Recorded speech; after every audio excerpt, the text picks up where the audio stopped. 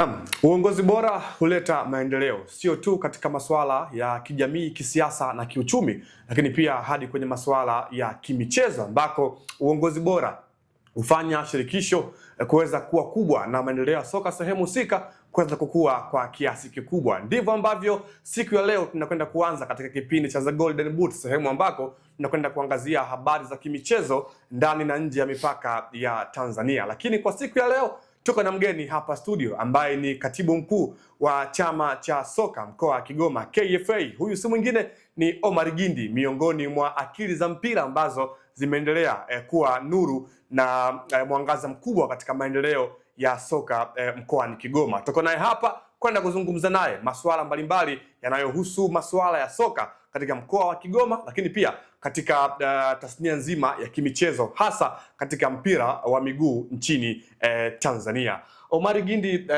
karibu sana katika Zanari TV. Asante sana. Bila shaka hapa ndio nyumbani na bila shaka umeweza kutufikia na kuweza kuwa mdau wetu mkubwa kwa siku za hivi karibuni. Kwanza nimefurahi sana kuona juhudi zenu na msikate tamaa. Ndio. Siku zote mwanzo huwa mgumu. Yes. Radio nyingi, TV nyingi zilianza kama ninyi hivi. Lakini kwa sababu walikuwa wanahabarisha umma kwa mambo mazuri, watu wakawapenda na leo wameadvance pakubwa. Kwa mimi kwanza nimefurahi na waona ni watu mko vizuri, ni vijana charming. Hayo mambo ya mbeleni Mungu atasaidia, atakaa sawa sawa. Amen. Sasa sawa. Tuanze katibu kwa kuangazia maendeleo ya soka katika mkoa wa Kigoma hadi sasa hivi ambako tuna zungumza mimi na wewe. Mkoa wa Kigoma katika soka mpira wa miguu, hapa nazungumzia kwa wanaume lakini pia kwa upande wa wanawake. Katika upande wa mafanikio au malengo yenu katika kufikia kile ambacho mnakifikiria, mmeshafikia katika hatua gani labda? Kwanza niseme sisi tunamshukuru Mwenyezi Mungu kwamba tumepiga hatua. Tumepiga hatua kwa sababu mpira wa Tanzania una madaraja. Ndio. Una madaraja. Ili uweze kuonekana umeperform vizuri ni mkoa wako uwe na timu ambayo inashiriki Premier League. Kwa maana ndio ligi kubwa ya Tanzania. Sisi tunayo alhamdulillah, tunao timu yetu ya Mashujaa. Inacheza Premier League mwaka wa 3 sasa. Huu nadhani inaenda kuanza mwaka wa 4 kama msimu wa 4. Tuko nao vizuri, tunashiriki nao mambo mengi na tunatarajia msimu huu wakawa wazuri zaidi. Lakini tumepambana, tumepata timu ambayo inakuja kucheza First League kwa maana daraja la pili, timu ya Kajuna FC. Ndio. Kwa hiyo nao tuko nao vizuri, tunashauriana nao, tunatarajia watakuja kuwa bora. Lakini malengo yetu makubwa sisi sio hapo tu. Malengo yetu makubwa ni kwamba tuwe na timu kwenye kila madaraja. Kwa maana tuna timu ya Premier League, tunahitaji Kajuna ije kwenye Championship kwa maana daraja la kwanza. Ndio. Na tupate timu ambayo itakuja kwa kwenye daraja la pili. Kwa maana kila daraja tuwe tuna timu. Sasa kazi yetu iwe ni moja tu, kupandisha hii ije hapa na hii ije hapa na hii iliyoko hapa juu iendelee kustawi, mwisho wa siku iendeleze kuja kuwakilisha nchi. Hao ndio malengo yetu makubwa. Na katika soka la wanawake leo tukisema waanzilishi wa soka la wanawake hautakosa kuutaja mkoa wa Kigoma. Ndio. Kwa sababu sisi Kigoma tumepata kuwa na timu ya wanawake ambayo ilikuwa timu yetu sisi ya chama cha mpira. Tulikuwa tunaita Kigoma Sisters. Nataka nikwambie tulikuwa tuna timu moja ya maana sana. Timu nzuri na timu shindani sana. Tulikuwa na wachezaji wanatoka Kongo, wanatoka Burundi, wanatoka Rwanda, wanatoka Kenya. Wanakuja kucheza kwetu hapa sababu ya ukubwa wa timu yetu. Tulikuwa na timu moja nzuri sana. Sasa ile timu ilikuja kutushinda namna ya uwezeshaji. Sasa tukaona tumesha kuwa dhaifu hali. Kwa tukaacha ile timu, lakini tuliona kwamba ushindani ulikuja kuwa mkubwa. Hii Simba Queens, Yanga Princess imejengwa na wachezaji wa kutoka Kigoma Sisters. Yaani Simba Queens inaanzishwa na Yanga Queens inaanzishwa. Kila timu 30% ya wachezaji wake walitoka Kigoma Sisters. Kwa hiyo wakatuvuruga, kwa tukaona basi anyway na sisi acha kwanza tupumzike, tukusanye muscles, mwisho wa siku tutarudi kwenye ubora wetu ule kwenye soka la wanawake. Ndio, katibu, hapo kwenye soka la wanawake tumeshuhudia timu ya wanawake ya Mwanga City ambayo kimsingi ilikuwa hapo mkoani Kigoma hapo awali, lakini sasa hivi tunaishuhudia ni timu ambayo ipo mkoani Tabora. Pengine nini ambacho kilifanyika hapa hadi timu hii ikaweza kutoka mkoani Kigoma na kuelekea mkoani Tabora? Uwezeshaji. Namna ya kuidumia ile timu. Viongozi wa Mwanga City Queens walishindwa. Na wapongeza sana, walipambana sana takriban misimu mingi. Na muhimili mkubwa wa ile timu ya Mwanga City Queens, muhimili wake wa kwanza kilikuwa ni chama chetu cha mpira, KFA. Ile timu kama iliweza kusafiri mikoa mitatu, basi KFA ilikuwa inahakikisha inatoa huduma za usafiri wa kwenda na kurudi. Lakini muhimili wa pili alikuwa ni mkuu wa mkoa aliyeondoka, Tobias Yandengenye. Alikuwa ana play part kubwa sana kuhakikisha ile timu inafanya vizuri. Sasa hata Mzee Siro amekuja. Sasa Mzee Siro kwa bahati mbaya amekuta ile timu tayari wameshaiweka sokoni baada ya kuona namna kuiwezesha hakuna. Ukiangalia ni timu ambayo ilikuwa ni oya tu, anachangia 2000, 3000. Na soka la wanawake, mabinti wale wana mahitaji yao mengi sana. Kwa hiyo wale vijana, kwa maana viongozi, baada ya kuona hali yao imekuwa sio nzuri, wakaiweka sokoni. Lakini majuzi kati niliwaitisha ofisini kwangu, nikazungumza nao, wanaonesha wanatamani tena kurudi kwenye kuandaa timu, kumiliki timu na iwe timu ya ushindani. Sasa pengine ukitoa mbali Mwanga City ambayo tayari tumeshaiona imeshaondoka mkoani Kigoma, nyie kama KFA hamna mpango wowote ambao unakuwa una lengo la kuanzisha timu nyingine ambayo itakuwa ina ushindani kama vile ambavyo umezungumza kwa upande wa Kigoma Sisters na kama vile ambavyo ilikuwa Mwanga City Queens na ikapata tunasema kwamba support kutoka kwa KFA na wadau wengine wa soka mkoani Kigoma? Kwanza sisi katika ligi tunazocheza kama KFA ni pamoja na ligi ya wanawake. Inachezwa kila mwaka, na mwaka huu bingwa ni timu ya Kayonza FC. Nimeona ndio. Kila wilaya. Na hata juzi tumepokea taarifa kutoka TFF ya kuwataka wafanye usajili, na tumewaambia na wanaingia kwenye mfumo wanasajili. Kwa hiyo bado hatujalitupa soka la wanawake. Sema kwa hapa mjini sasa, sababu hiyo Kayonza inatoka wilayani. Sema kwa hapa mjini timu ambayo iliyopo ni timu ya Losambo ambao mwaka jana ilikwenda kushiriki Mwanza. Losambo Queens. Ipo timu lakini ndo bado haijafikia level ile ambayo tunahitaji. Lakini tumejaribu kuitazama ile timu ya Losambo, ina changamoto za Losambo sio uwezeshaji. Losambo kwenye swala la kuwezesha timu wanaweza.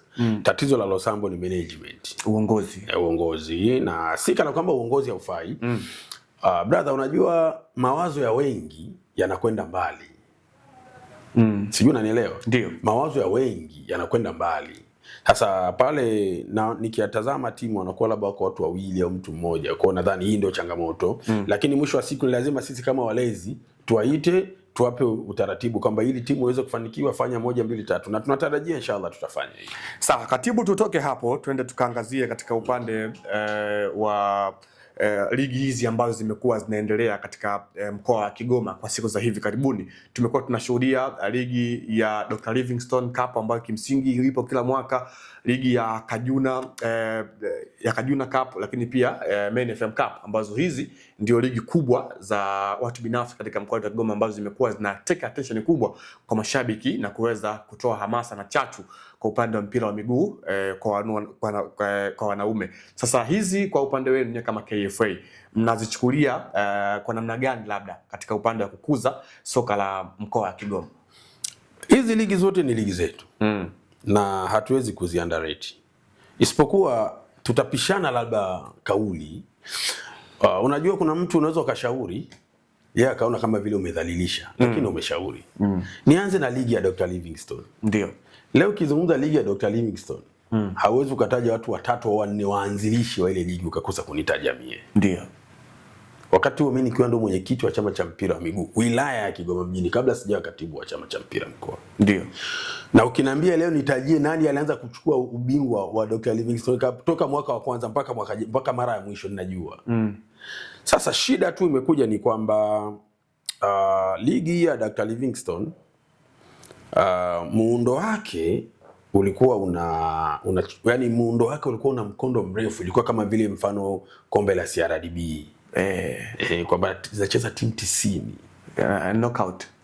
Sasa muundo wake wa kombe la Dr. Livingstone ulikuwa mrefu sana. Unachukua muda mrefu. Unachukua muda mrefu kiasi kwamba hata ile ladha kama vile inapungua fulani. Na ni pia kwa watu. Lakini ni ligi bora, ni ligi ambayo tunawapongeza kwa sababu wanasaidia kupromote vijana. Ni ligi ambazo zinaleta msisimko. Kikubwa ni structure tu. Tutapenda tuwashauri muundo sahihi wa kufanya, lakini watu wanajitoa, watu wanapambana, wana passion kabisa ya kufanya hilo jambo.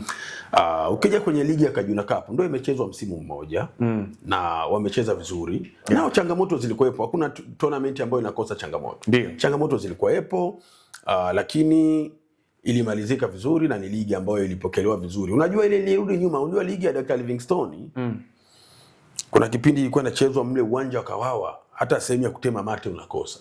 Watu wengi kutokana na muundo. Muundo. Kwa hiyo tunaamini tutaweka muundo sahihi. Ndio. Tuweka muundo sahihi, timu zitakwenda kushiriki. Sasa ukija kwenye Main FM pia mwaka wa pili kama sikosei au watatu wanacheza mashindano yao yale ya Main FM. Watatu huwa. Mwaka wa tatu. Mashindano mazuri, lakini ukiangalia performance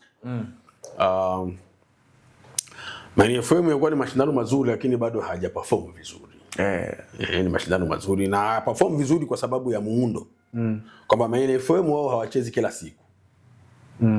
Wanaweza kacheza Jumamosi na Jumapili na Jumatano. Sasa siku hizi hapa katikati mwananchi anasahau. Unajua mambo mengi. Ndio. Tofauti na mashindano mengine ni bato leo kesho kutwa hivyo. Lakini naona wanaenda vizuri na wako kwenye mchakato. Juzi walikuja ofisini wakataka kujua taratibu za kupata kibali cha kuendesha mashindano na tukawapa. Naona wako kwenye preparation hiyo.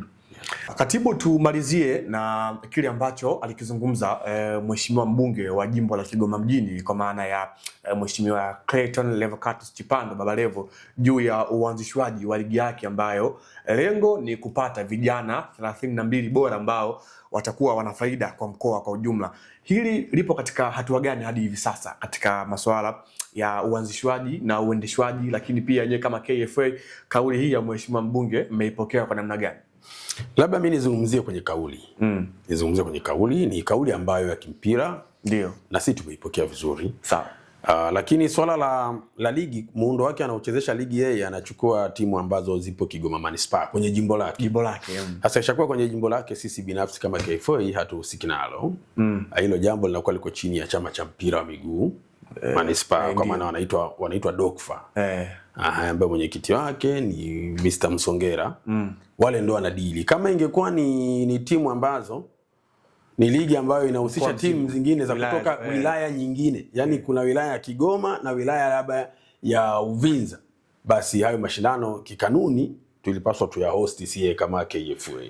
Lakini kwa sababu ni mashindano yanachezwa kwenye wilaya yake moja tu. Ndio. Hayo mashindano yanakuwa chini ya chama cha mpira wa miguu cha wilaya. Lakini nyinyi mnakuwa kama vile waangalizi pia. Wala hatuhusiki. Hatuhusiki kabisa. Kila chama kina kamati zake za mashindano. Ndio. Sisi KFA tuna kamati yetu ya mashindano, tuna mwenyekiti wa kamati ya mashindano, katibu wa kamati ya mashindano obviously nakuwa ni mimi, na chama cha wilaya pia kina kamati za mashindano. Katibu wa chama cha wilaya Mr. Dumango na Mvano, mtu na msaidizi wake, hawa ndio wanakuwa makatibu wa kamati za mashindano. Kwa hiyo ni shindano ambalo wanaliratibu wao mwanzo mwisho. Mimi labda jukumu langu siku nikijisikia kuna mechi nzuri niende nikaone. Ndio. Sawa. Naam, mtazamaji wa Anuari TV, bado tupo na katibu mkuu wa chama cha soka mkoa wa Kigoma kwa maana ya KFA Omar Gindi, ambaye tupo naye hapa kuzungumza masuala mazima ya kimichezo na juu ya maendeleo ya soka kwa mkoa mzima wa Kigoma, na tutakwenda kufahamu mengi kama hapa ambako tayari umekwisha kufahamu yale ambayo amekwisha yazungumza moja kwa moja. Bado tuko naye hapa, tunakwenda kupata kile ambacho anakwenda kutuelezea pia katika upande wa ushiriki wa timu za Mashujaa na Kajuna katika ligi kuu soka kwa msimu ujao.